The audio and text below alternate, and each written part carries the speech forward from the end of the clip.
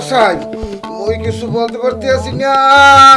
একদিকে আড্ডি একদিকে সেপারেট সেপারেট হয়ে গেছে ও ডাক্তার সাহেব। ওই মন ক্যান্সারের কাছে হার মেনে পৃথিবীর মায়া ত্যাগ করে চলে গেলেন ছোট পর্দার জনপ্রিয় অভিনেতা অলিউল হক রুমি। সোমবার 22 এপ্রিল ভোরে রাজধানীর একটি বেসরকারি হাসপাতালে চিকিৎসাধীন অবস্থায় শেষ নিঃশ্বাস ত্যাগ করে এই গুণী অভিনেতার পারিবারিক সূত্রে জানা গেছে তিনি কোলন ক্যান্সারে ভুগছিলেন। শুরুতে চেন্নাই গিয়ে চিকিৎসা নিয়েছিলেন, পরে দেশে ফিরে রাজধানীর একটি বেসরকারি হাসপাতালে ভর্তি হয়ে চিকিৎসা নিচ্ছিলেন। অভিনয় জীবনে রুমি 3 দশকেরও বেশি সময় কাজ করেছেন। দীর্ঘ এই পথ চলায় অভিনয় করেছেন অসংখ্য নাটক ও সিনেমায়।